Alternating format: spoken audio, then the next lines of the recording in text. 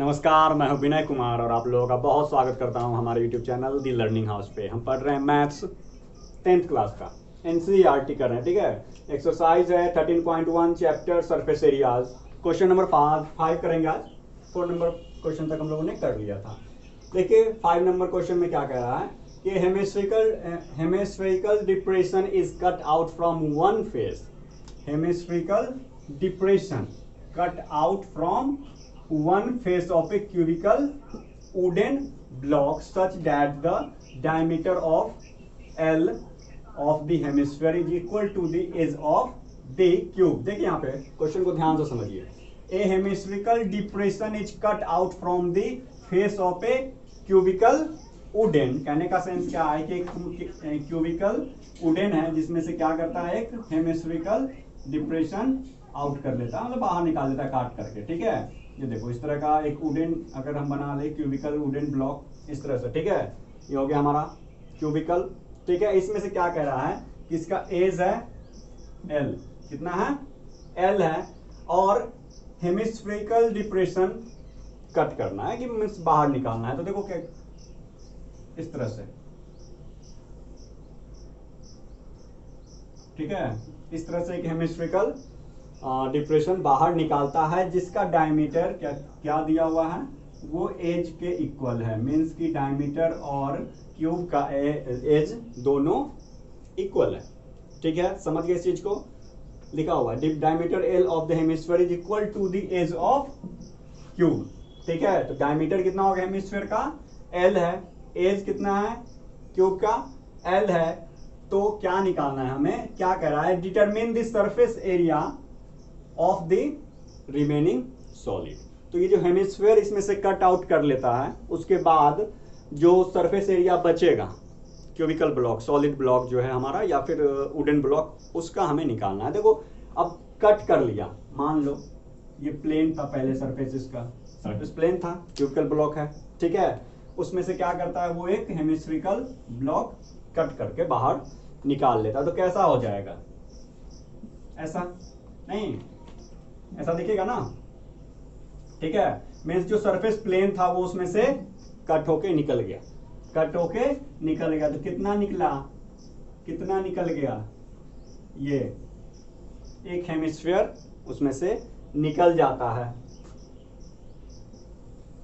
ठीक है, एक हेमिस्फीयर उसमें से निकल गया।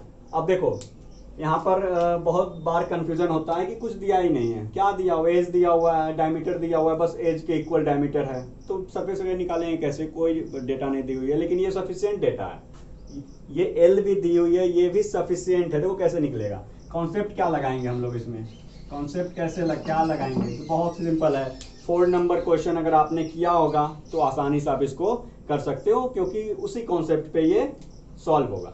ठीक है, देखो क्या करेंगे, तो surface area of the remaining solid. ठीक है, डिप्रेशन के बाद हेमिस्फीयर को जब काट के बाहर निकाल लेते हैं, उसके बाद जो रिमेनिंग सॉलिड बचता है उसका सरफेस एरिया निकालना है हमको। तो क्या करेंगे, सबसे पहले तो सरफेस एरिया ऑफ क्यूब। ठीक है, अब देखो उसमें से क्या माइनस करेंगे, क्या माइनस होगा, सिंपली हम लोग सोचते हैं कि हेमिस्फीयर है उसमें से उसको माइनस कर देंगे हेमिस्फीयर के सरफेस एरिया को, लेकिन नहीं, हेमिस्फीयर के सरफेस एरिया को माइनस नहीं करेंगे, हम लोग माइनस करेंगे हेमिस्फीयर के बेस एरिया को। हम लोग माइनस करेंगे हेमिस्फीयर के बेस एरिया को। ऐसा क्यों करेंगे, क्योंकि जो सरफेस प्लेन था पहले, जो सरफेस प्लेन था, जब हेमिस्फीयर उसमें से कट आउट कर लिया गया, तो वो जो सरफेस प्लेन था क्यूब का, वो भी उसके साथ बाहर चला गया। ठीक है, बाहर उसमें से निकल गया। तो क्या कम हो गया, तो बेस एरिया ऑफ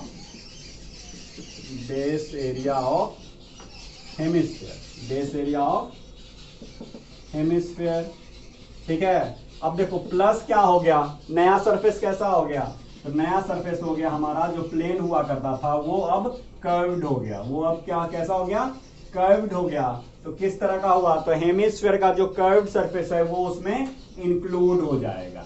ठीक है, तो बेस एरिया को माइनस करेंगे और प्लस किसको करेंगे, curved surface area of hemisphere.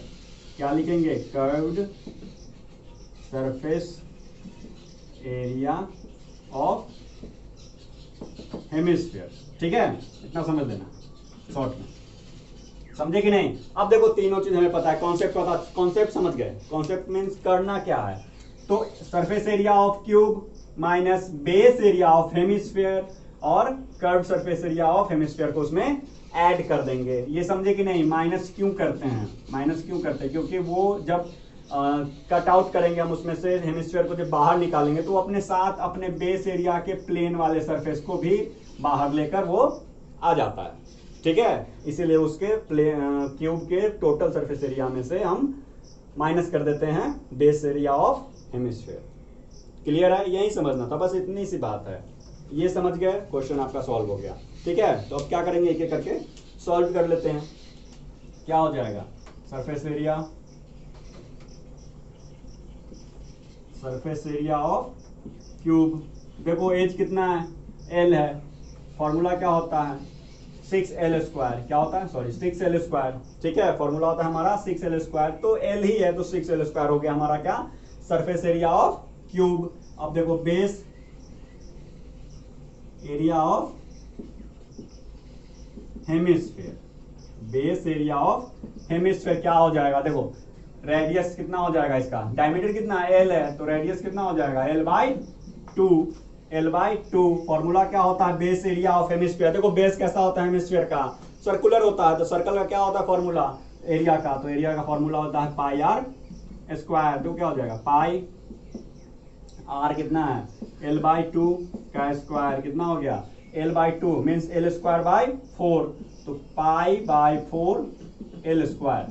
ठीक है, π/4 l² आ गया हमारा किसका, बेस एरिया ऑफ हेमिस्फीयर, जो उसमें से कट के बाहर निकला था। अब क्या करेंगे, अब करेंगे curved surface area of hemisphere. Curved surface area of hemisphere. ठीक है, क्या हो जाएगा, क्या फॉर्मूला होता है curved surface area of hemisphere का, तो 2πr²। ठीक है, 2πr², तो 2 को रहने दो, r² कितना है l/2 इंटू l/2। ठीक है, 2 से 2 देखो, सॉरी 2 से 2 कट गया। ठीक है, क्या आ गया हमारा π/2 l²। क्या आ गया π/2 l²। किसका है ये area, curved surface area of hemisphere निकल के आ गया। ठीक है, अब देखो इसको बस इसमें हमें रख देना है, इसके कॉन्सेप्ट पे इसे बस पुट कर देना। तो क्या हो जाएगा, surface area of remaining solid, तो surface area of remaining solid क्या हो जाएगा, देखो surface area of remaining solid क्या हो जाएगा, सबको रख दो। सबसे पहले क्या करना है, सरफेस एरिया ऑफ क्यूब, तो सरफेस एरिया ऑफ क्यूब कितना है 6l²। ठीक है, minus base area of hemisphere, तो बेस एरिया ऑफ हेमिस्फीयर कितना आया है π/4 l², प्लस क्या करेंगे curved surface area of hemisphere कितना आया हमारा π/2 l²। ठीक है, π/2 l²। अब इसको कर दो, क्या करेंगे, सबसे पहले क्या कॉमन हो जाएगा इसमें से l² कॉमन हो जाएगा। ठीक है, देखो l² कॉमन कर लो, तो अंदर क्या बच जाएगा 6 माइनस π/4 और प्लस π/2। ठीक है, π/2। तो इसको जब सॉल्व करेंगे आप तो आ जाएगा ये l² into 24 minus pi minus 24 plus 2π, 24 plus 2π। ठीक है, डिवाइड बाय 4। ठीक है, सेंटीमीटर स्क्वायर।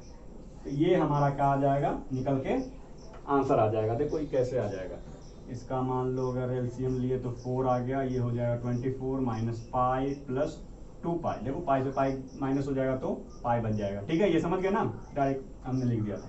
तो ये आ गया हमारा क्या आंसर।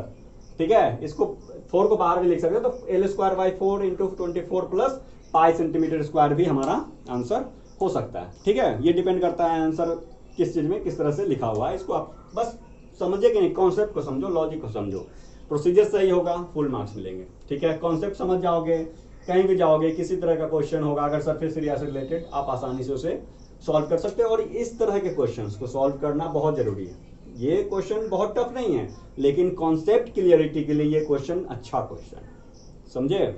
सरफेस एरिया से रिलेटेड सारे क्वेश्चंस आप सॉल्व कर सकते हो, ठीक है। अगर ये सॉल्व कर लिए, समझ गया लॉजिक को, तो समझ गया सारे चीज़ों को। अगर नहीं समझे हो तो मैसेज कीजिए, कमेंट कीजिए। अगर समझ गए हो तो भी कमेंट कीजिए, लाइक कीजिए, दोस्तों के साथ शेयर कीजिए और सब्सक्राइब भी कीजिए।